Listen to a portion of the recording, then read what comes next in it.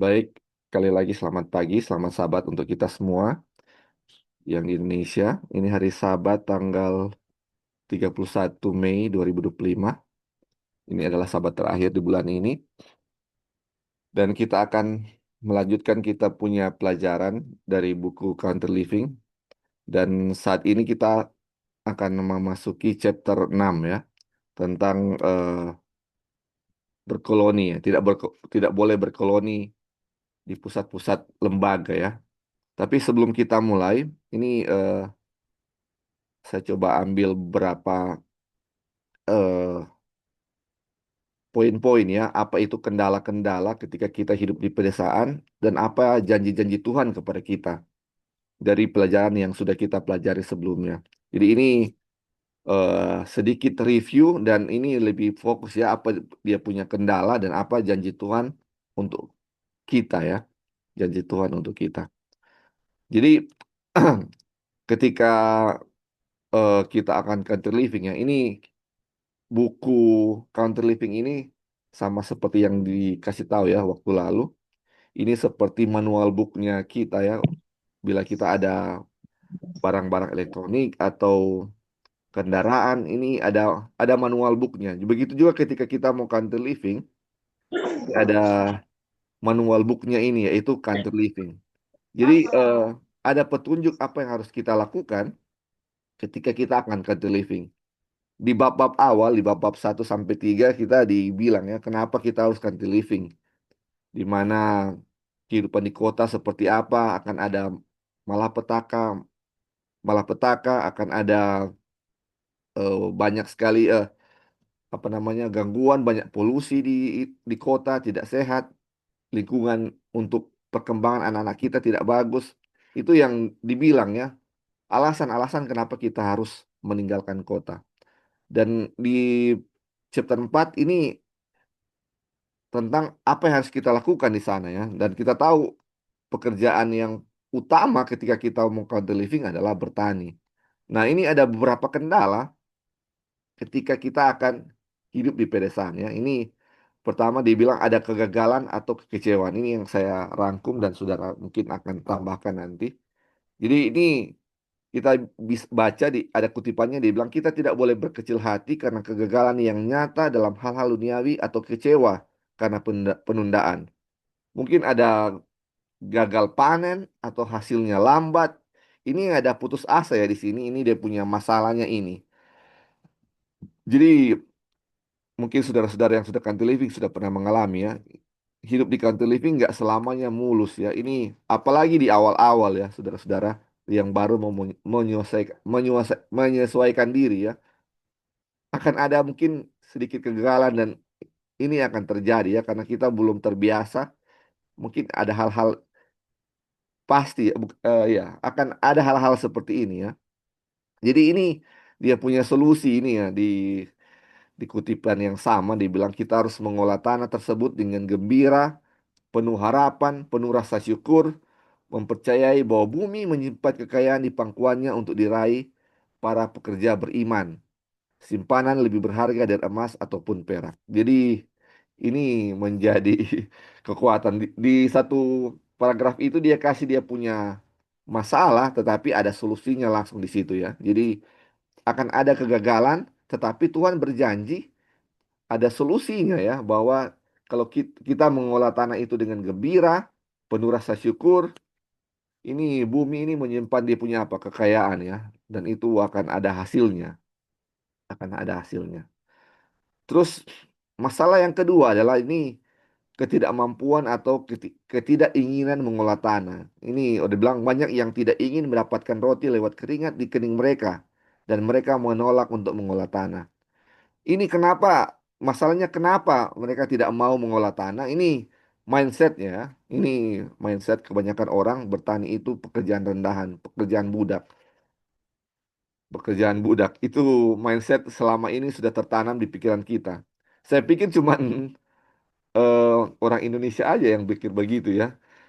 Tetapi ini tulisan dari New White yang tinggal di Amerika, mereka juga mungkin ada sebagian orang yang berpikir bertani itu pekerjaan rendahan. Makanya ini dia punya solusi ini kita harus apa? Ubah pandangan kita, mindset kita bahwa bertani itu bukan pekerjaan rendahan ya, bukan pekerjaan orang yang tidak sekolah. Kebanyakan seperti itu ya, kalau tidak sekolah pekerjaannya ini bertani, dan ini dianggap pekerjaan rendahan ya. Dibilang mengolah tanah adalah pekerjaan mulia yang diberkati Tuhan. Dibilang orang tua yang memiliki sebidang tanah dan rumah sederhana digambarkan sebagai raja dan ratu. Ini sudah kita pelajari waktu lalu ya. Jadi tidak ada ketika kita mengolah tanah kita sendiri, tidak ada yang mengatur kita ya. Kita ini yang paling kita adalah bosnya di tempat kita sendiri. Bosnya adalah kita sendiri. Makanya dibilang sebagai raja dan ratu. Makanan bisa kita apa? Dapatkan dari apa kita tanam ya. Terus ini kendala berikut adalah pengelolaan yang buruk. Dibilang kebun-kebun mereka terbengkalai, tanaman tidak ditanam pada musim yang tepat. Ini masalahnya, ini tanaman terlambat, kebun terbengkalai karena apa? Ini cara kita mengolahnya dengan buruk ya. Makanya dibilang belajar mengelola lahan dengan benar, tepat waktu dan rajin. Tanah akan memberi hasil bila dikerjakan dengan cerdas dan disiplin.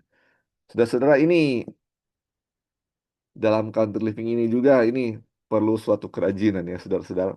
Kalau sifat malas kita yang ada di kota dan kita bawa eh, di country, ini akan terjadi, saudara-saudara. Ini kebun-kebun terbengkalai, tanaman tidak ditanam pada musimnya, kegagalan, dan ini jadi suatu batu sandungan juga ya untuk orang-orang yang mau country living ketika kita lihat bagaimana pengolahan kita yang kita kalau malas waktu berada di country, jadi batu sandungan ketika orang, ih ini dia punya tanaman seperti ini ya. Jadi bukan suatu terang yang baik ya untuk mengajak orang-orang yang masih di kota untuk tinggal di desa, di pedesaan. Jadi ini harus apa? Rajin, dan kita harus tahu cara mengolah tanaman yang benar ya. Mengolah tanaman yang benar. Dan begitu banyak orang yang apa? Suka share-share, yang sudah berpengalaman, banyak yang suka share cara menanam yang baik, musim yang baik, kapan harus menanam, kayak seperti ada bulan-bulan tertentu, kapan yang menanam supaya apa? Tidak diserang hama. Itu ada dia punya ilmu-ilmu yang harus kita pelajari dan bisa kita praktekkan waktu kita country living nanti ya. Oke. Terus masalah yang atau kendala selanjutnya adalah dibilang kurangnya dukungan industri dan lapangan pekerjaan, lapangan kerja. Dibilang perhatian harus diberikan pada pendirian industri-industri di mana keluarga-keluarga ini dapat memperoleh pekerjaan. Jadi ini sebenarnya masalahnya ini dari bagaimana menghasilkan uang mungkin ya. Soal pekerjaan di desa ini pasti banyak pekerjaan. Ini untuk mengolah tanah dan segala macam. Tetapi ini mungkin akan ada masalah ya untuk orang-orang tertentu yang baru pindah, yang mungkin masih membutuhkan uang untuk apa? Untuk membeli beberapa keperluan ya. Makanya dia punya solusi, ini dianjurkan waktu kita sudah pelajari di chapter 4 ini dibilang gereja dan institusi harus membangun industri sederhana dan sekolah kerja di desa agar keluarga bisa bertahan dan berkembang. Ini disarankan untuk mendirikan istri kecil seperti membuat makanan sehat atau pertanian yang bisa dijual, yang untuk bisa menghasilkan ya untuk sementara waktu ketika hidup di pedesaan. Dan bilang sekolah kerja bantu keluarga untuk bertahan. Jadi ini disarankan juga ya untuk ada industri-industri kecil di pedesaan, dan ini kita sudah pelajari juga waktu lalu, disarankan untuk ada bikin sekolah-sekolah gereja ya, sekolah-sekolah gereja yang dimana ada satu dua keluarga yang bisa bekerja dan bisa bikin sekolah kerja. Terus di situ juga ada satu dua keluarga yang bisa membuat apa, makanan sehat sebagai penghasilan mereka ya, yang bisa dijual. Selain makanan itu apa namanya, bisa mendapatkan uang, juga bisa memberi apa, terang untuk orang-orang lain ya yang berada di sekitar di situ. Dan ini di chapter sekarang ini, chapter 6, kita dianjurkan untuk tidak berkerumun. Banyak sekali orang ya di satu tempat. Tetapi ini kalau kita lihat eh, ada satu dua keluarga ya, bukan berkerumun banyak orang sekali, tetapi ada satu dua keluarga yang bisa mendirikan industri kecil seperti ini. Kemudian waktu lalu ini kita sudah pelajari ya janji Tuhan bagi umat yang tinggal di desa. Ini janji Tuhan ya saudara-saudara. Mungkin bila ada yang belum seperti ini, kita tuntut janji Tuhan dan kita lakukan apa yang Tuhan sudah sarankan bagi kita ya. Dibilang tanah akan memberikan kebutuhan hidup. Bumi menyimpan kekayaan di pangkuannya untuk diraih para pekerja beriman. Simpanan lebih berharga dari emas ataupun perak. Jadi ini janji Tuhan, dia akan memberkati hasil tanah kita bagi mereka yang setia bekerja dengan iman. Jadi saudara-saudara, kalau kita sudah eh, bertani ya, atau menanam dengan sesuai petunjuk, mungkin waktu lalu gagal, kita coba lagi dengan cara yang lain, dengan tidak ada rasa putus asa, kita coba dan coba. Ini Tuhan bilang dia akan memberkati hasil tanah kita. Kalaupun akan ada kegagalan, jangan kecewa. Coba lagi dengan setia, Tuhan akan memberikan hasil yang apa? Yang berlimpah. Dia bilang ini simpanan di dalam tanah itu lebih berharga dari emas ataupun perak. Terus dia bilang Tuhan menyediakan di tengah masa sulit. Berkat Allah yang menghamparkan meja bagi umatnya di padang gurun tidak akan pernah berhenti. Jadi sama seperti bangsa Israel ketika berada di padang gurun, mereka tidak pernah kelaparan ya ketika eh, Tuhan memimpin mereka. Mungkin di awal ketika mereka mengeluh akan makanan itu dan Tuhan kasih mana, mereka belum belum belum kelaparan sebenarnya. Baru persediaan makanan itu tinggal sedikit, makanya mereka mengeluh ya ketika di padang gurun. Tapi sebenarnya mereka tidak pernah kekurangan makanan. Dan ketika mereka mengeluh, Tuhan berikan itu mana ya, dan mana itu tidak pernah berhenti. Dia punya apa? Dia pernah setiap hari dia turun, dan hari ke-6 dia turun 2 kali lipat ya. Dan sama ya, dibilang ini penyertaan Tuhan sama seperti Tuhan menyertai bangsa Israel di padang gurun. Dia mengamparkan meja bagi umatnya di padang gurun dan tidak akan pernah berhenti. Dan ini walaupun mungkin akan ada seperti ada dalam masa kesukaran, dibilang Tuhan tetap menyediakan kebutuhan umatnya seperti di padang gurun.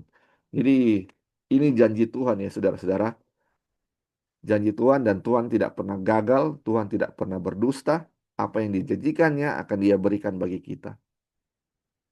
Terus janji Tuhan yang selanjutnya nomor 3, kelas keselamatan anak-anak dari kehancuran kota. Dia bilang orang-orang percaya harus pindah ke pedesaan agar mereka dapat menyelamatkan anak-anak mereka dari kehancuran. Jadi janjinya pindah ke desa menjadi perlindungan ilahi bagi keluarga dari kehancuran moral dan spiritual di kota. Ini kita sudah pelajari ya di chapter pertama dan chapter ketiga bagaimana harus pindah dari kota terutama untuk keselamatan anak-anak kita. Dan ini janji Tuhan ketika kita pindah, pelindungan ilahi bagi keluarga kita terutama anak-anak kita dari apa? Kehancuran moral dan spiritual di kota. Terus janji Tuhan yang keempat ketika kita tinggal di desa, di pedesaan, dibilang kesehatan dan kebahagiaan yang tidak pernah dirasakan. Bilang mereka tidak hanya beroleh mata pencarian, tetapi menemukan kesehatan dan kebahagiaan yang sekarang tidak mereka ketahui. Jadi janji Tuhan akan apa katanya? Memulihkan kesehatan dan tubuh dan jiwa ya. Kesehatan tubuh dan jiwa melalui kehidupan sederhana di alam. Ini luar biasa. Ada 7 janji ya saudara-saudara. Yang kelima, janjinya bahwa kehadiran Tuhan atau kehadiran Allah akan lebih nyata. Dibilang kehadiran Tuhan akan lebih nyata bagi mereka. Jadi ketika hidup di alam, membawa umat lebih dekat kepada Tuhan dan mendengar suaranya lewat ciptaan. Ini ini janji Tuhan ya. Jadi kita bisa merasakan bahwa Tuhan lebih dekat kepada kita ketika kita apa? Hidup di alam ya, di bawah ciptaan Tuhan. Kedamaian dan kemudian seperti di surga. Ini bilang ya, bilang janji udara segar, alam terbuka, dan jauh dari polusi moral dan fisik memberikan kedamaian surga. Ini luar biasa. Sebelum kita memasuki surga yang Tuhan sudah janjikan, tanah perjanjian kekal yang Tuhan sudah janjikan bagi kita, ketika kita pindah desa, kita sudah bisa mencicipi sedikit dari apa yang kita akan dapatkan nanti ya. Kedamaian dan kemudian surga. Dan ini janji Tuhan yang nomor 7 dibilang pemulihan rohani dan hubungan dengan Allah. Dibilang melalui alam mereka akan mendengar suaranya dan jiwa mereka akan merespons terhadap kekuatan yang menyembuhkan dan memberi kehidupan. Jadi ini ya, ini sama dengan tadi ya. Tuhan memulihkan pikiran dan jiwa melalui keindahan dan kesunyian alam. Ini janji-janji Tuhan yang saudara-saudara yang kita akan klaim ketika kita apa? Tinggal di desa. Bukan ada masalah, tetapi ada solusi yang Tuhan telah berikan bagi kita ya saudara-saudara. Oke, ini sedikit review. Mungkin ada saudara-saudara yang mau tambahkan atau mau komentar sebelum kita lanjut di chapter 6. Oke, kalau belum kita akan lanjut ya saudara-saudara. Ini judulnya Colonizing in at Institutional Center atau berkerumun di pusat-pusat institusi. Gitu. Ini yang mungkin ditanya oleh ada satu saudara waktu lalu ya di sahabat lalu dan ini dia punya jawaban ya tentang berkerumun di pusat-pusat institusi. Subjudulnya kita tidak seharusnya berkerumun. Pada zaman kita, Tuhan menghendaki agar umatnya tersebar di seluruh bumi. Mereka tidak boleh berkerumun. Yesus berkata, "Pergilah ke seluruh dunia, beritakanlah Injil kepada segala makhluk." Markus 16 ayat 15. Ketika para murid mengikuti kecenderungan mereka untuk tetap tinggal atau berkerumun di Yerusalem dalam jumlah besar, penganiayaan diizinkan untuk menimpa mereka dan mereka disebarkan ke seluruh penjuru dunia yang berpenghuni. Jadi saudara-saudara, ini Tuhan menginginkan kita untuk apa? Menyebar ya. Sama seperti ketika pada zaman Nuh ya setelah air bah, Tuhan bilang penuhilah bumi ini ya. Penuhilah bumi ini supaya bumi ini tersebar oleh umat Tuhan. Tetapi mereka mau apa? Berkerumun di satu tempat yang namanya Babel itu ya dan membangun sebuah menara menara Babel ya kita tahu. Mereka membangun sebuah menara supaya kalau berikut ada banjir, mereka tidak akan binasa lagi karena ada menara yang tingginya sampai ke langit. Dan apa yang Tuhan lakukan supaya mereka bisa berpencar atau scatter ya atau ya berpencar yaitu Tuhan mengacaukan bahasa mereka. Kacaukan bahasa mereka supaya mereka bisa tersebar ke seluruh penjuru dunia. Ini juga yang terjadi ya saudara-saudara.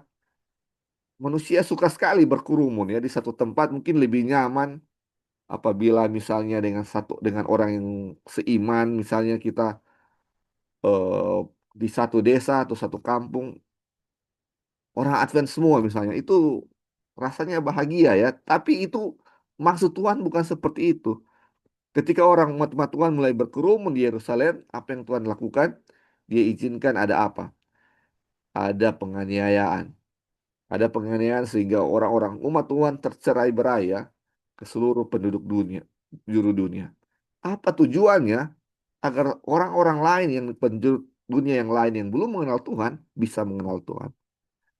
Ini yang dia punya tujuan ya. Jangan berkerumun di satu tempat. Kenapa? Ini ada alasannya. Kenapa Tuhan tidak mau kita berkerumun? Dia bilang, selama bertahun-tahun, pesan-pesan peringatan atau pekabaran-pekabaran peringatan dan permohonan telah datang kepada umat kita, mendesak mereka untuk pergi ke ladang penuaian yang besar dan bekerja tanpa mementingkan diri sendiri bagi jiwa-jiwa. Jadi saudara-saudara, tujuan Tuhan untuk tujuan Tuhan supaya kita berpencar ya ke seluruh penjuru dunia supaya apa katanya? Kita bisa apa? Mengabarkan Injil untuk menuai penuaian besar yang Tuhan sudah siapkan ya bagi jiwa-jiwa. Jadi kenapa umat Tuhan sering berkumpul di satu tempat? Karena apa? Selfish motive ya saudara-saudara. Kita ini mementingkan diri kita sendiri, mau kenyamanan ya. Tentunya suatu hal yang nyaman atau yang mengenakan bagi kita ya kalau kita berkumpul di satu tempat saudara-saudara seiman, itu suatu kenyamanan ya saudara-saudara. Tetapi itu sebenarnya apa? Selfish motive, motif yang mementingkan diri sendiri. Kita harus apa? Menyebar untuk apa? Mengabarkan Injil ya. Orang-orang yang belum mengenal Tuhan bisa mengenal Tuhan lewat apa? Lewat kita ya, lewat kita umat-umat Tuhan. Terang bisa disebarkan di mana-mana. Oke, sampai di sini saudara-saudara di subjudul ini mungkin ada yang mau tambahkan di mana kita subjudulnya kita tidak seharusnya berkerumun.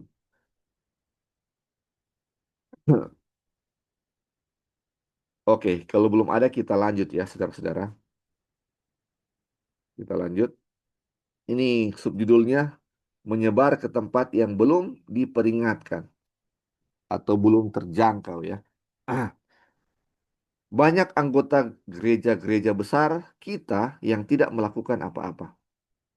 Mereka mungkin dapat melakukan pekerjaan yang baik jika alih-alih berkerumun bersama, mereka mau berpencar ke tempat-tempat yang belum dimasuki kebenaran. Pohon yang ditanam terlalu berdekatan tidak akan tumbuh subur. Mereka dipindahkan oleh tukang kebun agar mereka memiliki ruang untuk tumbuh dan tidak menjadi kerdil dan sakit-sakitan. Jadi saudara-saudara ini terutama ya di gereja-gereja besar, kita sering lihat di gereja-gereja besar, ini banyak anggota gereja yang tidak aktif ya. Banyak anggota-anggota gereja yang tidak aktif karena sudah ada yang karena terlalu besar ya saudara-saudara. Ini untuk mau membuat mereka aktif perlu rolling secara pengaturan yang luar biasa. Kalaupun mau di rolling misalnya mereka harus aktif atau apa, itu eh, sangat sulit ya saudara-saudara. Ini jadi kebanyakan banyak yang cuman sebagai pendengar saja ya saudara-saudara di dalam gereja. Sebagai pendengar tidak ada aktif, tidak mengambil bagian apa-apa. Makanya ini disarankan untuk kita tidak berkumpul di satu tempat yang eh iya, tidak berkumpul di satu tempat ya. Jadi harus apa? Berpencar. Ini kayak di diibaratkan ini sama dengan apa namanya? Pohon-pohon yang ditanam terlalu dekat. Itu nggak baik pertumbuhannya ya. Ini kurang besar ya karena sangat berhimpitan, berebutan makanan di tanah. Jadi harus ditanam apa? Ada jaraknya ya, saudara-saudara. Begitu juga kita sebagai umat Tuhan harus apa? Berpencar-pencar ya, supaya kita bisa bertumbuh dalam rohani. Bertumbuh dalam rohani. Terus dibilang, aturan yang sama juga berlaku untuk gereja-gereja besar kita. Banyak anggota yang sekarat secara rohani karena tidak mau melakukan pekerjaan ini. Mereka menjadi sakit-sakitan dan tidak efisien. Dengan dipindahkan, mereka akan memiliki ruang untuk bertumbuh dengan kuat dan bersemangat. Jadi, ini aturan bagaimana pohon-pohon yang ditanam terlalu berdekat akan dipindahkan oleh tukang kebun ya. Ini juga bilang sama berlaku untuk gereja-gereja besar kita ya. Saudara-saudara coba perhatikan ya gereja-gereja besar seperti yang saya bilang tadi ya. Banyak yang inaktif ya, kurang aktif. Dan untuk melakukan penginjilan banyak juga mungkin pikir sudah ada orang yang melakukan itu. Ini bukan tanggung jawab saya. Jadi akhirnya karena tidak aktif, akhirnya menjadi sakit-sakit. Ini sakit-sakit rohani ya, saudara-saudara. Sakit-sakit rohani karena ya sekedar saja ya, saudara-saudara masuk gereja, tidak ada kegiatan apa-apa, tidak ada tujuan apa-apa. Akhirnya bisa apa? Sakit-sakit rohani. Dan ini disarankan untuk apa? Kita pindah ke tempat yang lebih kecil, mungkin tempat gereja-gereja yang lebih kecil. Atau disarankan ke country-country yang belum ada apa? Gereja-gerejanya dan kita bisa berkembang menjadi terang Tuhan ya, menjadi terang Tuhan atau kita bisa menjadi pelopor untuk terbukanya apa? Gereja yang baru di mana umat Tuhan bisa berkumpul di sana ya, gereja-gereja kecil di mana semua anggota jemaat bisa aktif. Sama, semua anggota jemaat bisa aktif. Dibilang, bukanlah tujuan Allah bahwa umatnya harus berkoloni atau menetap bersama dalam komunitas yang besar.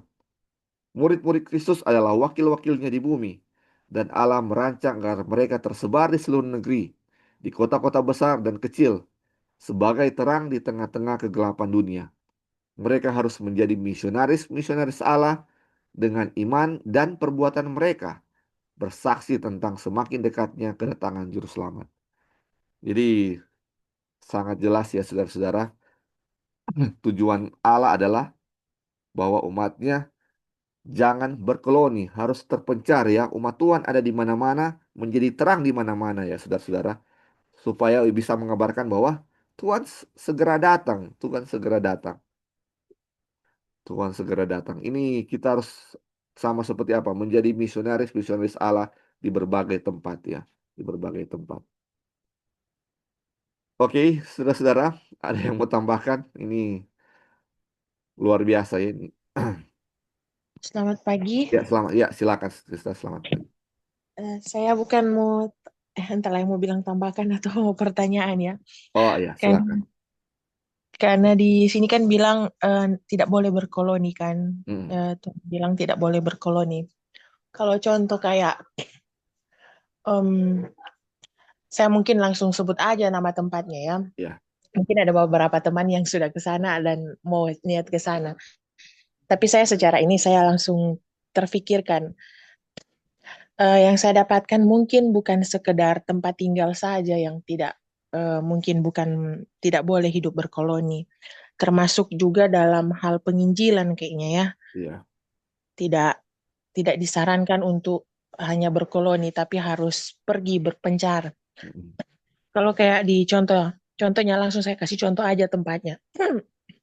Kayak di Lowatak itu kan hmm, memang jemaatnya dibilang jemaat country living. ya, ya. Memang rumahnya tidak tidak berdekatan, ada satu di gunung satu, ada di gunung yang lain. Hmm, Dan apakah itu bisa disebut berkoloni? Walaupun mungkin rumahnya tidak dekat. berdekatan, tapi kayak komunitas begitu Ya, di ya. gereja. Jadi buat satu komunitas di gereja dan mereka punya gereja adalah gereja Mantap. country living. Apakah itu bisa disebut berkoloni atau bagaimana kira-kira? Memang itu jemaat baru bangun, jemaat kecil. Hmm, Tapi waktu pertama kali saya dengar di sana adalah dengan persyaratan boleh dapat tempat di sana, jadi warga di situ, jadi anggota jemaat di situ. Jadi kalau saya pikir kalau semakin banyak orang datang di situ, itu akan bisa disebut berkoloni iya, nantinya. betul. Memang tempat tinggalnya karena yang saya dapat konsepnya di sini bukan bukan tempat tinggalnya yang bukan cuma tempat tinggalnya yang disebut berkoloni, tetapi termasuk dalam penginjilan juga akan disebut berkoloni jika buat satu ini dan kalau cuma bergerak cuma di satu kampung itu saja. Hmm, Kalau tidak, kan itu harus berpencar, harus ya, eh, ya begitulah maksud saya. ya, Apakah bisa disebut seperti berkoloni nantinya seperti itu atau bagaimana? ya. Oke, terima kasih Sister Olvin untuk pertanyaannya. Mungkin ada saudara-saudara yang mau coba jawab. Jadi ini seperti yang ada di saudara-saudara kita di Lowatak ya. Saya belum pernah ke sana ya saudara-saudara. Tapi ini ada beberapa saudara-saudara seiman ya walaupun tempatnya berjauhan, tapi seperti ada komunitas di mana sudah ada gereja di sana, gereja yang dibangun di sana dan gereja country living juga. Apakah kira-kira seperti itu disebut berkoloni atau belum termasuk berkoloni? Mungkin ada saudara-saudara yang mau coba jawab.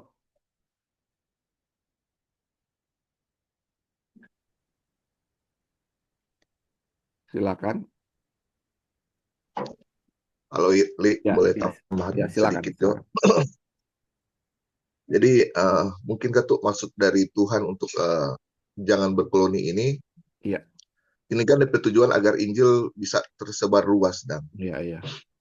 jadi kalau orang cuma berkumpul-kumpul kadang-kadang orang mau beradu argumentasi pemikiran akhirnya orang akhirnya ada gimana ya kayak di jemaat ini ada yang suka berdebat, merasa dia maksudnya lebih pintar dari orang lain. Ada yang cuma datang di sekolah sahabat, habis diskusi pulang.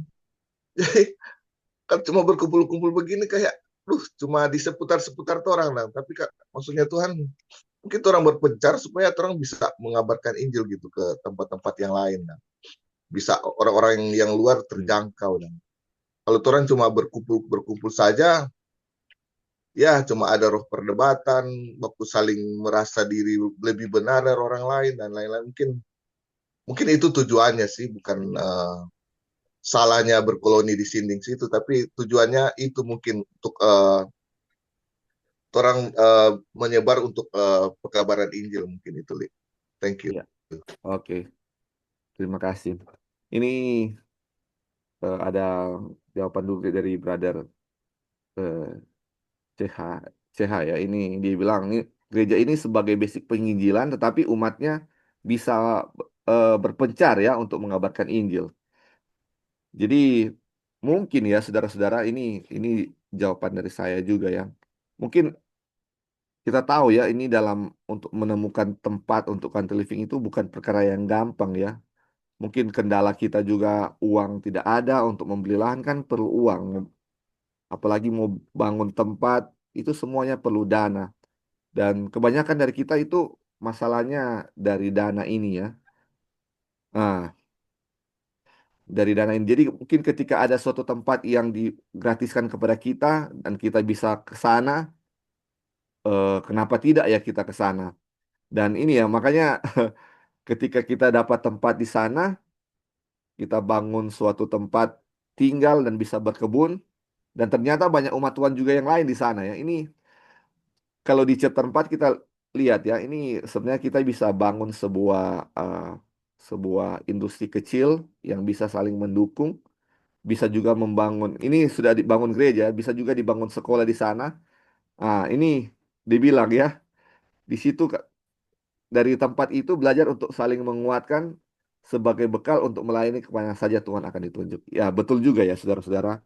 Jadi di situ mungkin ketika ada yang baru pertama kali living masih belum kuat ya, masih lemah dan di situ tempat sebagai untuk saling menguatkan. Betul juga ya.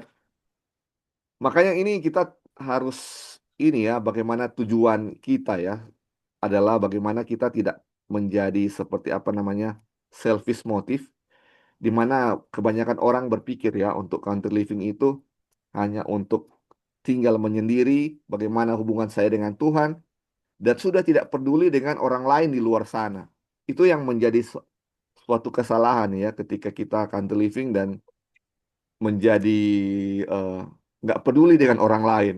Itu yang menjadi suatu kesalahan. Makanya ini dianjurkan untuk bagaimana kita jangan berkelompok di satu tempat, menjadi nyaman di situ, menjadi tidak aktif, dan menjadi umat Tuhan yang sakit-sakitan ya, karena sakit-sakit itu kan sakit-sakit rohani ya, karena tidak tidak aktif ya.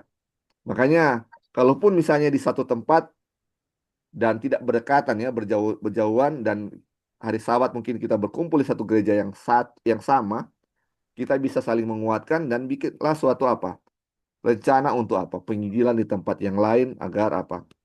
eh, Terang Tuhan bisa atau kita bisa menjadi saksi Tuhan untuk apa? Memberitakan Injil ya tentang kedatangan juru selamat yang sudah dekat. Mungkin itu ya. Mungkin ada lagi saudara-saudara yang mau tambahkan tentang hal ini yang ditanyakan oleh Sister Orvin tadi juga. Silakan. Ini sama seperti Bible study, semua bisa kasih dia punya pendapat.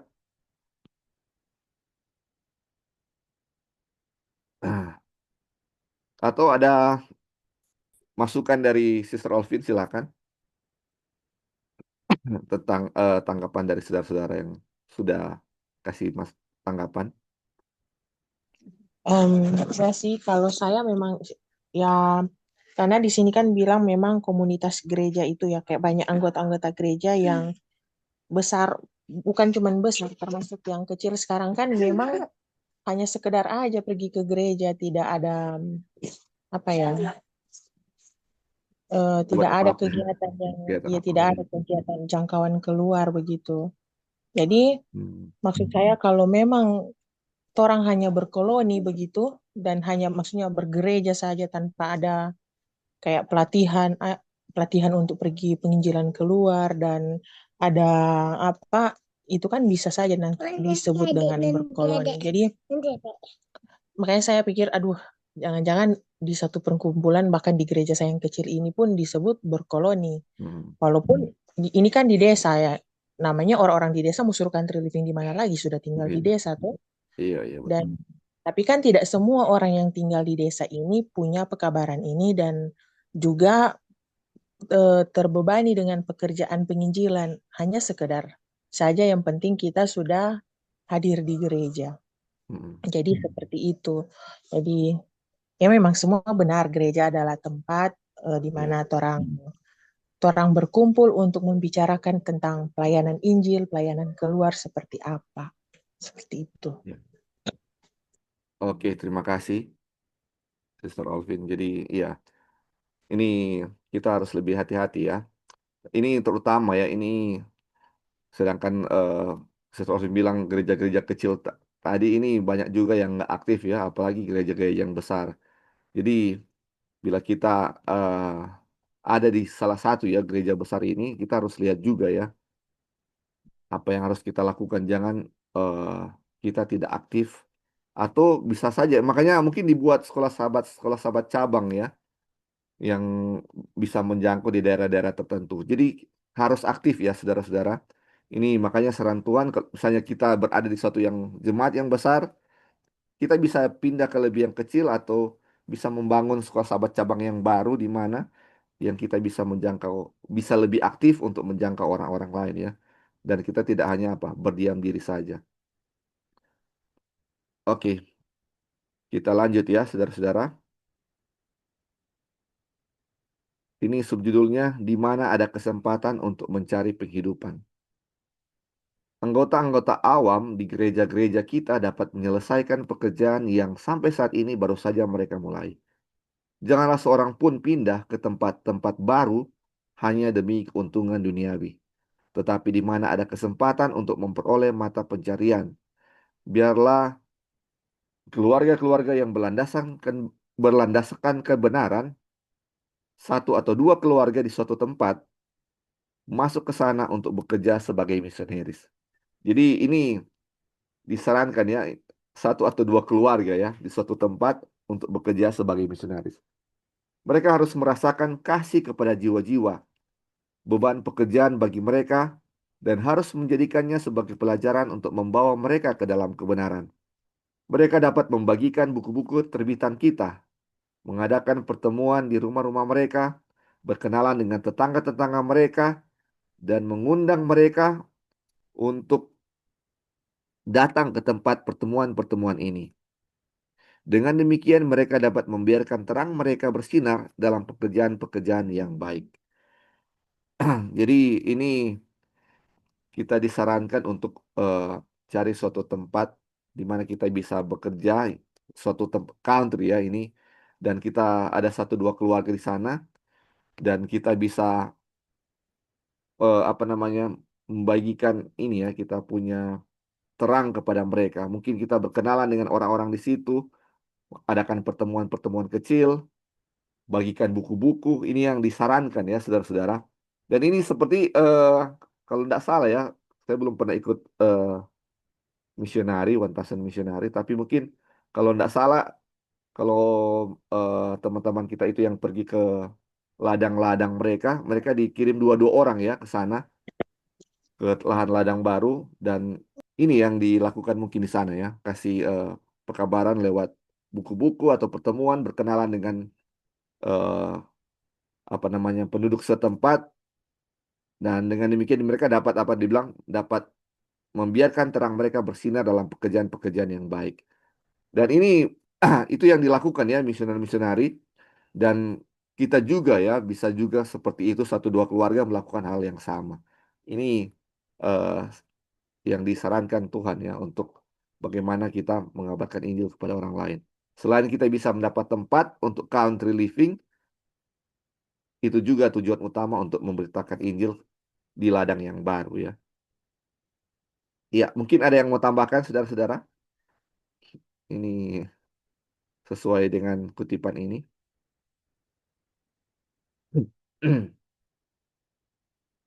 Oke, kalau belum kita lanjut ya.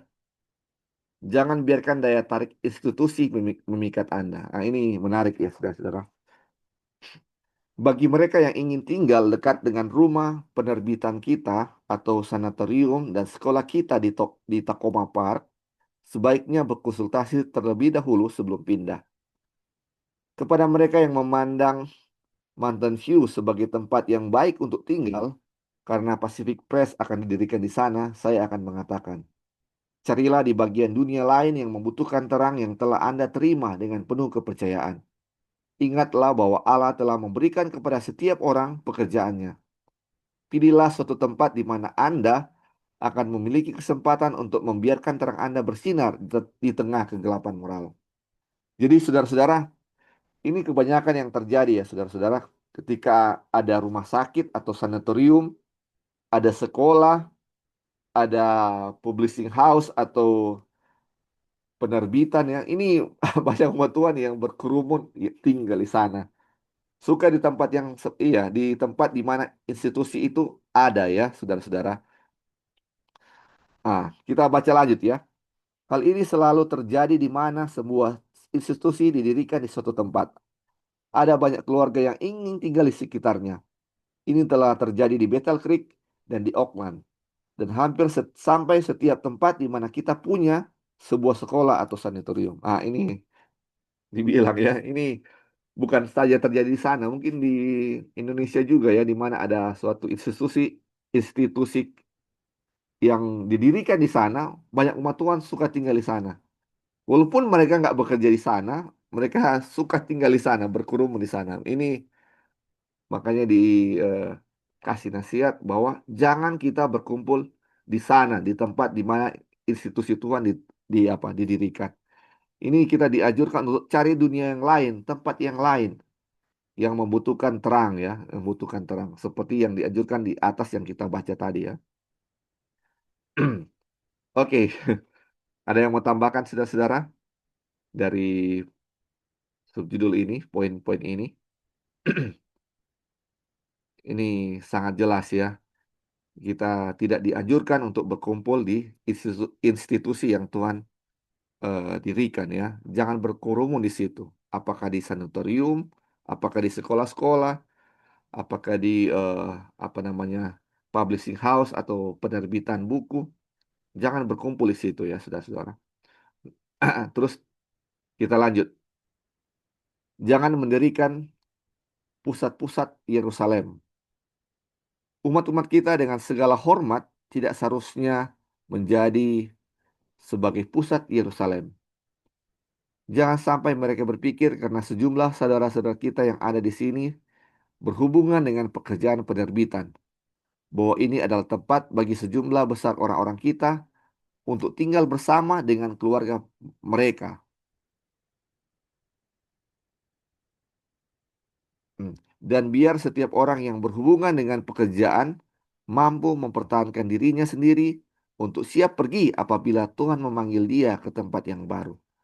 Jadi ini sehubungan dengan apa yang kita baca tadi ya. Jangan kita apa namanya berkerumun di tempat di mana institusi Tuhan didirikan. Dibilang jangan kita buat Yerusalem baru. Jadi eh, ketika misalnya ada saudara kita tinggal di sana, semua kita suka tinggal di sana ya saudara-saudara, berkerumun di sana di tempat-tempat contohnya penerbitan yang dibilang di sini. Dan bila misalnya kita kerja di sana, misalnya kita kerja di sana, di penerbitan atau di sanatorium atau di sekolah-sekolah tertentu, dan bila katanya kita ini eh, apa namanya ditugaskan di tempat lain, kita harus apa? Siap sedia untuk meninggalkan tempat itu ya. Apabila Tuhan panggil di tempat yang baru, harus siap sedia untuk tinggalkan tempat itu. Jangan kita banyak yang apa, yang ketika sudah tinggal di suatu tempat, misalnya sekolah atau apa, nggak mau tinggalkan lagi di tempat itu. Sudah nyaman ya, sudah nyaman di tempat itu, dan tidak mau meninggalkan tempat pekerjaan kita itu. Makanya dibilang kalau kita dipanggil untuk tempat yang baru, kita harus apa? Siap sedia, siap sedia untuk tinggalkan tempat itu. Jadi tidak selamanya berkerumun atau tinggal di tempat atau di institusi Tuhan itu. Mungkin akan ada rotasi ya orang-orang tinggal di situ. Ada eh, apa namanya? Iya, rotasi, ada yang kerja, ada yang pindah tempat lain. Jadi tidak disarankan untuk tinggal di tempat itu. Dibilang jangan berkerumun di suatu tempat, membuat kesalahan yang sama dengan yang telah terjadi di Bethel Creek. Ada ratusan tempat-tempat yang membutuhkan terang yang telah diberikan Tuhan pada Anda. Jadi ini ladang Tuhan sangat banyak ya saudara-saudara. Jadi jangan berkerumun di suatu tempat karena banyak pekerjaan Tuhan di tempat-tempat lain yang sangat membutuhkan tenaga kita ya, tenaga kita. Oke, ada yang mau tambahkan saudara-saudara? Ini daya tarik institusi, mendirikan Yerusalem baru, pusat-pusat Yerusalem, sorry, mendirikan pusat-pusat Yerusalem. Ini eh, yang sudah terjadi dan sampai saat ini masih seperti itu ya, saudara-saudara. Makanya dianjurkan untuk kita pindah tempat yang baru. Boleh Ya, tambahan silakan, silakan. sedikit. Ah. Cuma kasih perumpamaan aja. Ya, Jadi kalau orang dikasih lilin atau kasih ya. obor, mau kemana orang mau pergi? Orang mau pergi di tempat gelap atau mau pergi di tempat orang yang banyak obor? Iya, Kalau betul. pergi di tempat orang banyak obor, apa gunanya orang punya obor itu? Betul, betul. Nah, ada arti apa-apa sama sekali. Tapi orang sudah dikasih terang, orang pergi di tempat yang gelap yang membutuhkan, orang Terang. punya terang. Tapi kalau orang pegang obor, kalau orang berkerumun di tempat banyak orang perterang itu tidak ada gunanya apa-apa. Itu aja tambahan deh. Ya, betul. Terima kasih, Anggi. Jadi, kalau lilin sudah berkerumun di satu tempat, ah, akan lebih bagus jika itu apa? Terang itu berpencar-pencar ya, saudara-saudara. Jadi lebih terangnya lebih luas ya, lebih luas, lebih luas. Jadi kenapa alasan kita tidak mau berpencar? Karena alasan selfish motif ya, cinta diri kita yang masih kuat dan kita tidak mau untuk apa? Berpencar untuk mengabarkan Injil. Oke, kita lanjut ya, saudara-saudara. Ini subjudulnya, tetaplah di gereja-gereja kecil, mulailah sekolah-sekolah baru. Ah, banyak keluarga yang mana demi kepentingan pendidikan anak-anak mereka, pindah ke tempat-tempat di mana sekolah-sekolah besar kita didirikan. Akan memberikan pelayanan yang lebih baik kepada sang guru kita dengan tetap tinggal di mana mereka sebelumnya. Mereka seharusnya mendorong gereja di mana mereka menjadi anggota untuk mendirikan sebuah sekolah gereja, sehingga anak-anak di lingkungan sekitar dapat memperoleh pendidikan praktis Kristen sepenuhnya. Nah, ini saudara-saudara, ini anjuran ya saudara-saudara. Kebanyakan ini betul sekali ya, ketika anak-anak kita sudah di usia sekolah dan kita mau anak-anak kita berada di sekolah-sekolah gereja ya, sekolah-sekolah Tuhan. Dan mungkin tempat kita dengan sekolah itu jauh, kita pindah ya tempat, pindah tempat ke di mana sekolah-sekolah didirikan itu, di mana anak-anak kita bisa bersekolah. Jadi anjuran di sini, anjuran di sini kita sebaiknya katanya tinggal di tempat kita sebelumnya dan kita bangun sekolah. Ini yang dianjurkan ya. Mungkin nggak mudah ya untuk membangun sekolah, tetapi ini yang dibilang di sini ya, saudara-saudara, di mana gereja-gereja dianjurkan untuk membuat sekolah-sekolah kecil atau dia namanya sebuah sekolah gereja sehingga katanya anak-anak di lingkungan sekitar dapat memperoleh pendidikan praktis Kristen yang sepenuhnya ya, yang sepenuhnya. Ini sarannya ya. Terus dibilang akan jauh lebih baik bagi anak-anak mereka, bagi mereka sendiri dan pekerjaan Tuhan kalau mereka mau tetap tinggal di gereja yang lebih kecil di mana bantuan mereka dibutuhkan daripada pergi ke gereja yang lebih besar yang mana karena mereka tidak diperlukan sehingga timbul godaan konstan untuk jatuh pada ketidakaktifan rohani. Aduh, ini sangat berhubungan juga dengan yang tadi ya, saudara-saudara. Kenapa ketika kita pindah di tempat yang lebih besar, gereja yang lebih besar, ketika kita mau bawa anak kita untuk bersekolah di sana, kita menjadi apa? Eh, apa namanya dibilang spiritual inactivity, tidak aktif secara rohani. Ini bahayanya itu ya, saudara-saudara. Kenapa Tuhan tidak mau kita pindah ke gereja yang lebih besar atau dianjurkan untuk tetap di gereja yang lebih kecil supaya tetap aktif secara rohani. Ini tujuannya ya, tujuan besar. Tuhan tidak mau kita idol ya, tidak bikin apa-apa, tapi Dia mau kita apa? Aktif untuk Dia punya pekerjaan. Makanya disarankan kalau boleh, kalau bisa kita buat sekolah-sekolah di gereja-gereja kita ya. Ini sangat dianjurkan ya, supaya kita bisa menjadi aktif dalam penginjilan Tuhan, di mana orang-orang sekitar kita juga bisa apa? Memperoleh terang dari apa? Sekolah-sekolah yang kita apa namanya? Yang didirikan di sana. Terus kita lanjut.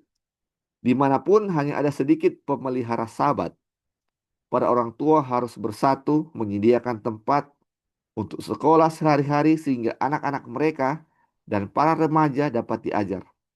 Mereka harus mempekerjakan seorang pengajar Kristen yang mengabdikan dirinya sebagai misionaris untuk mengajar anak-anak sedemikian rupa untuk membimbing mereka menjadi misionaris. Jadi saudara-saudara, ini di mana dianjurkan membuat sekolah-sekolah gereja ya, saudara-saudara.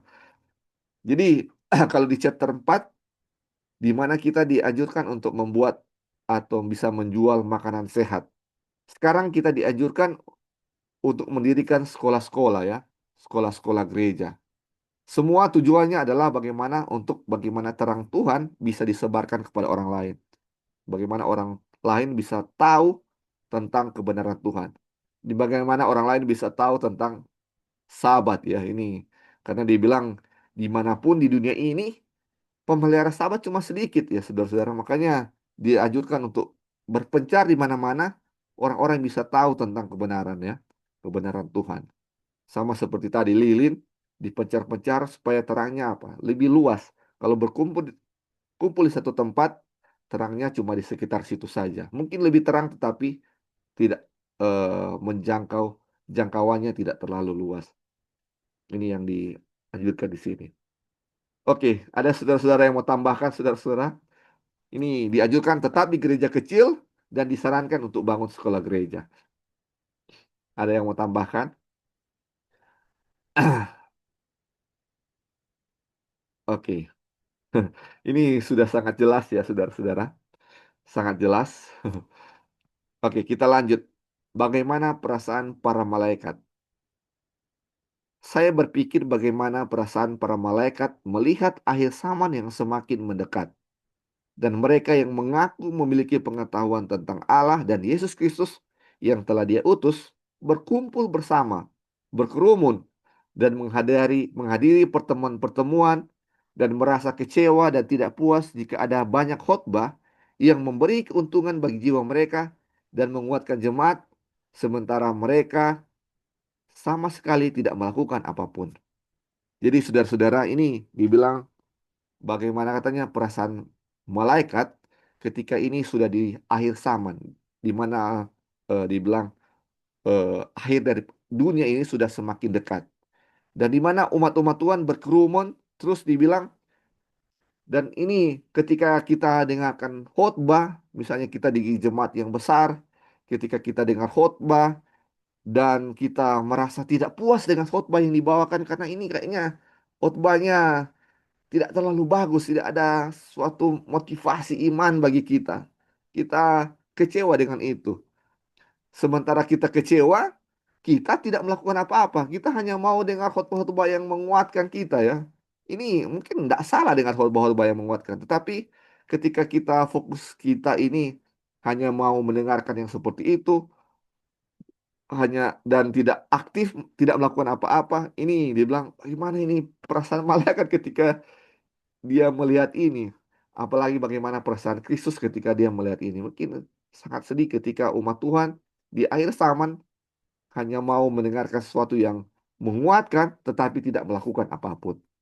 Makanya ini disarankan untuk tetap tinggal kalau kita masih di jemaat yang kecil, sebaiknya tetap di jemaat yang kecil. Jangan pindah di jemaat yang lebih besar.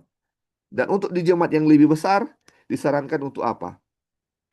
Melakukan apa? Sholat sahabat cabang atau ke jemaat-jemaat yang lebih kecil di mana kita bisa lebih aktif di sana. Atau bisa membuat jemaat yang baru lebih bagus, yang lebih kecil ya. Di mana kita bisa aktif dan disarankan juga itu apa? Bangun sekolah-sekolah gereja di mana kita bisa beraktif di sana dan kita bisa juga merekrut suatu tenaga misionaris sebagai apa? Guru di sana. Bisa membuka apa? Lapangan pekerjaan yang baru bagi umat-umat Tuhan. Dan selain itu apa? Tujuan utamanya apa? Pekabaran Injil bisa disebarkan di seluruh dunia. Lebih cepat disebarkan. Oke, sampai di sini saudara-saudara. Ada yang mau tambahkan? Ini dua kutipan terakhir sebelum kita tutup. Ini kutipan-kutipan yang kita baca sangat jelas ya, saudara-saudara. Ini anjuran-anjuran bagi kita. Jadi mungkin tambahan-tambahan dari saudara-saudara belum ada ya, karena ini anjuran-anjuran bagaimana kita harus tinggalkan gereja-gereja yang lebih besar untuk gereja-gereja yang lebih kecil, atau jangan pindah dari gereja kecil ke tempat yang lebih besar. Oke, ini mungkin Jadi, ya. Oke, silakan Tante Kori, silakan. eh, iya, memang sih lebih bagus ya di gereja kecil atau Ya, tidak di gereja besar. Tetapi sambil menunggu waktu, ya, kan kita ada rencana-rencana ya. Saya rasa kita semua di sini ada punya rencana bagaimana tentang bahasan kita sekarang, punya rencana. Nah, sambil menantikan waktunya tiba, dan saya juga pribadi sudah berpikir ya kita tunggu waktu Tuhan aja. Karena iya, sudah beberapa iya, kali sering merencanakan tapi akhirnya eh, pikir sudah ini kehendak Tuhan. Akhirnya enggak juga. Sudah beberapa kali dan sekarang saya menantikan waktu. Nah, saya memang di gereja yang besar ya. iya, iya, Marilah kita buat apa yang kita bisa buat untuk Tuhan iya, ya. betul.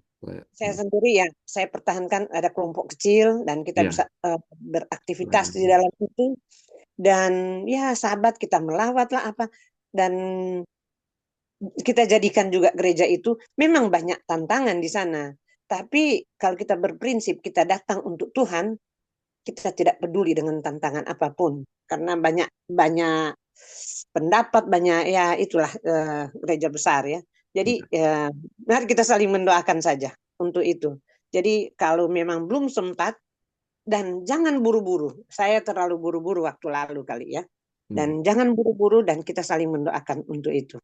Dan yang penting kita tetap mau bekerja untuk Tuhan untuk dengan apa yang kita bisa lakukan.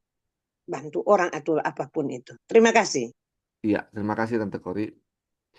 Jadi yang salah ini bukan gerejanya besar ya, saudara-saudara, tapi kebanyakan di gereja-gereja besar masalahnya itu ketidakaktifan dia punya anggota ya, saudara-saudara. Ini banyak anggota-anggota yang tidak melakukan apa-apa ya. Makanya seperti misalnya Tante Kori di gereja besar disarankan untuk apa? Bikin sebuah sesuatu untuk melayani. Mungkin ada kelompok-kelompok kecil yang dibilang tadi yang bisa melayani. Yang asal kita apa? Jangan tidak aktif ya di gereja. Itu berbahaya bagi jiwa dibilang seperti itu. Kenapa disarankan untuk ke gereja yang lebih kecil? Supaya kita bisa apa? Aktif di sana ya. Tidak sakit-sakitan secara rohani dibilang.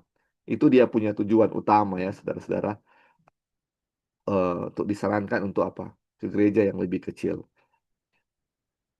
Oke, terima kasih. Kalau Oh ya, silakan, silakan. iya jadi um, ada yang kita lihat di sini juga mengenai country living. Ada banyak orang yang berkelompok ya apa apa namanya berkoloni. Koloni. Satu country living itu semua. Iya, Jadi iya. dianjurkan sebenarnya nggak begitu. Kenapa? Karena waktu lalu Tuhan bayar di everlasting covenant, Tuhan mau kan gospel itu diberikan ke seluruh dunia, ya kan? kita semua masing-masing adalah misioneri.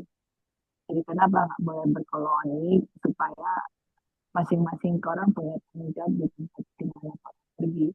Kalau semua di situ, ya di tempat lain butuh misalnya butuh orang yang mau kasih paspor gitu ya. Iya.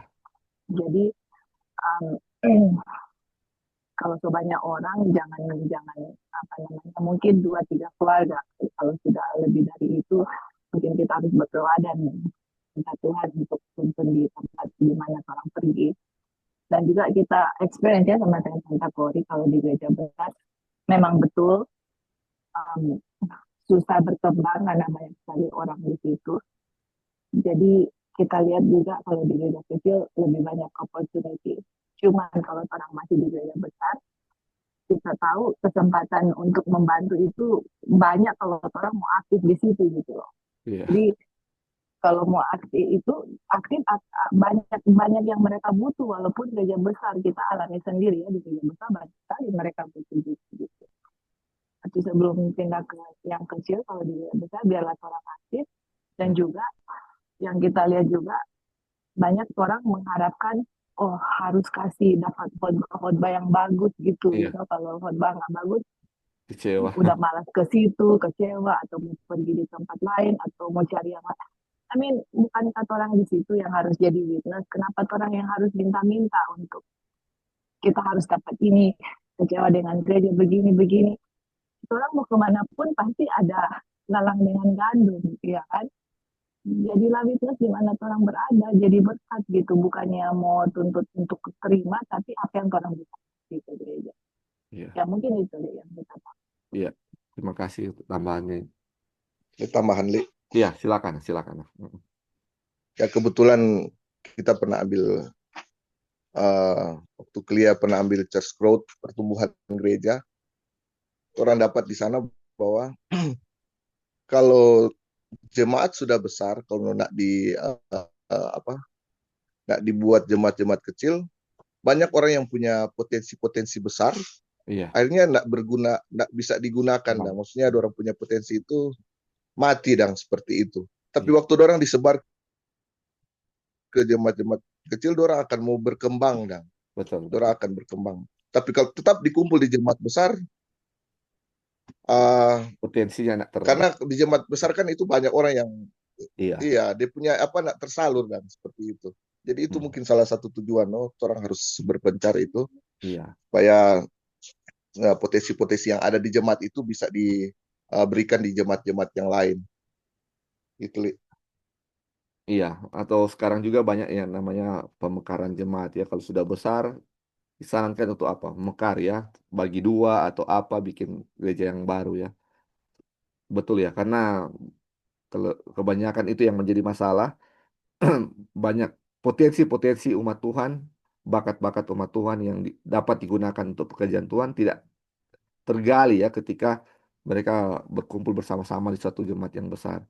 Hanya disarankan di jemaat yang kecil supaya potensi-potensi mereka untuk jadi alat Tuhan bisa tergali ya, saudara-saudara, dan bisa digunakan Tuhan untuk mengabarkan Injil.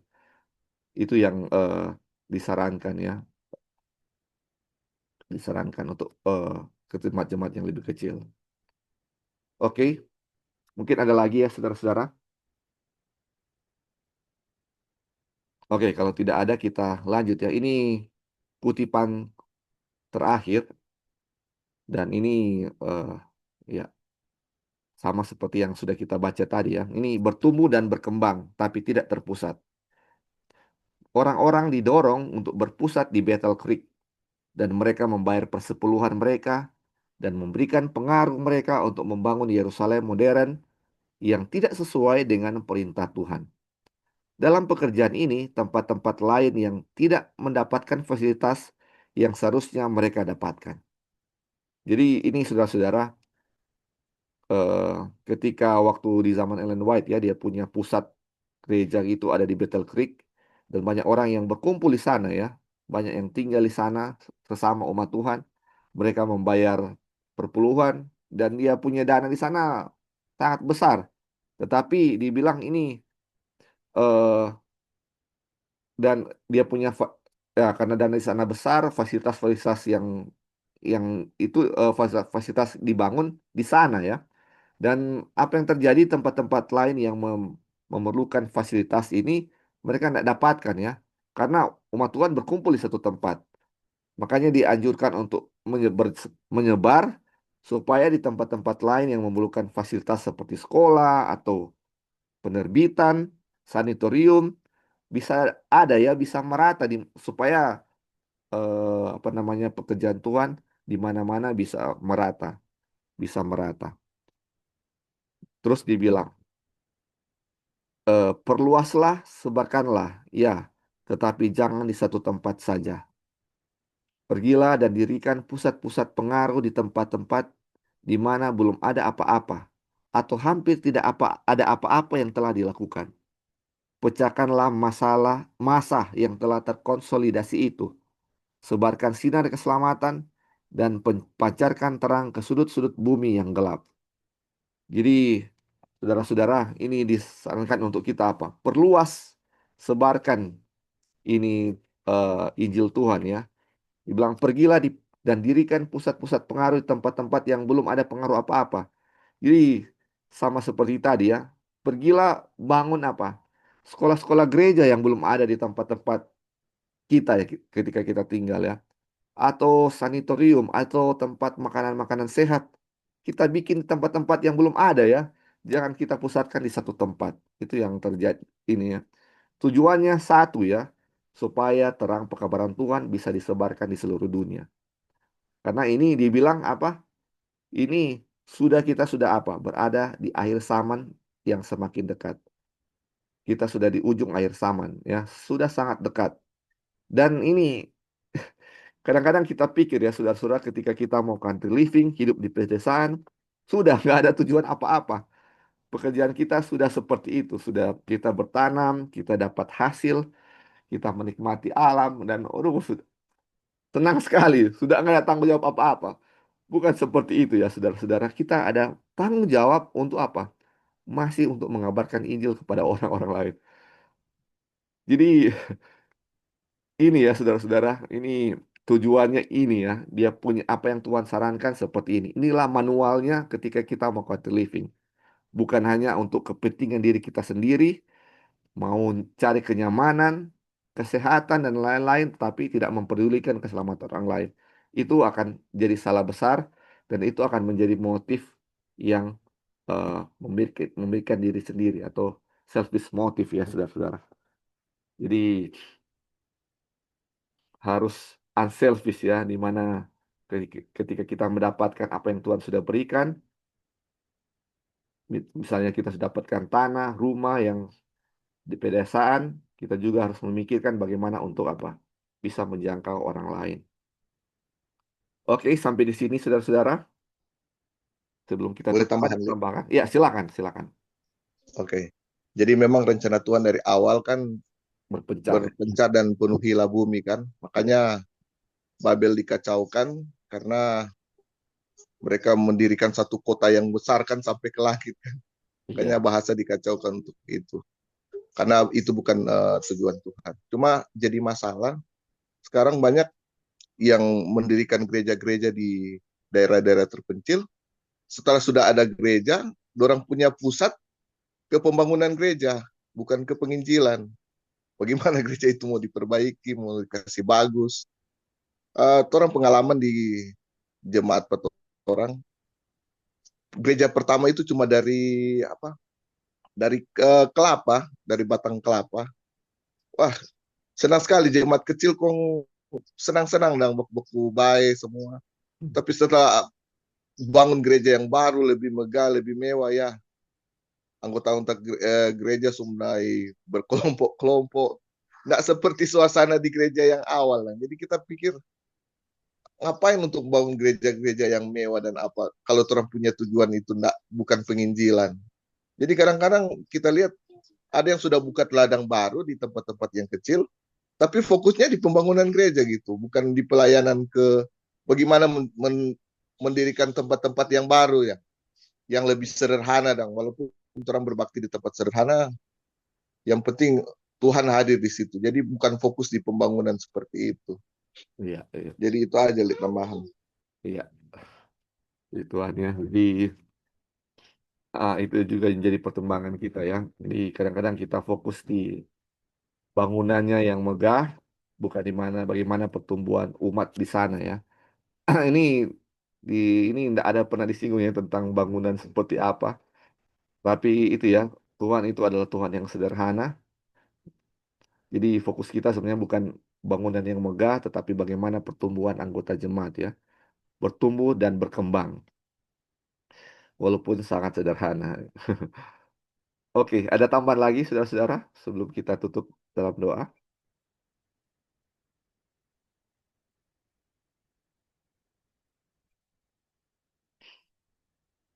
Baik, kalau sudah tidak ada saudara-saudara, kita punya pelajaran sampai di sini yang judulnya eh, berkerumun di pusat-pusat institusi. Jadi ini dari awal kita sudah pelajari ya bahwa kita jangan berkerumun di tempat pusat-pusat institusi ya. Ini pengalaman dari Ellen White di mana ada publishing house, ada penerbitan, ada sanatorium, ada sekolah-sekolah, umat-umat Tuhan cenderung berkumpul di situ ya. Makanya Tuhan sarankan jangan berkumpul di tempat-tempat tersebut. Kalaupun nanti kita, ataupun kalau misalnya kita bekerja di sana, kita harus siap setiap waktu untuk pindah ke tempat lain yang dibutuhkan ya. Jadi jangan menetap di tempat tersebut. Jadi dan eh, Tuhan mengajarkan kepada kita atau menganjurkan untuk lebih baik ketika kita masih di gereja yang kecil, jangan pindah ke gereja yang lebih besar. Tetaplah di gereja yang kecil dan menjadi aktif ya di sana. Karena apa yang mau dihindari di sini adalah ketidakaktifan dari umat Tuhan. Banyak yang kita ketika berada di gereja-gereja besar hanya menantikan atau suka dengar-dengar khotbah yang bagus, yang menguatkan, tetapi kita itu tidak melakukan apa-apa. Jadi ini disarankan untuk kita apa? Aktif bekerja. Iman tanpa perbuatan adalah mati. Kita dengan iman kita mungkin akan melakukan counter living ya. Dan ah, buah dari iman itu apa? Sama seperti Abraham, dia punya iman dan buahnya adalah penurutan. Pun buahnya adalah penurutan. Sama seperti kita. Kita punya iman, buahnya apa?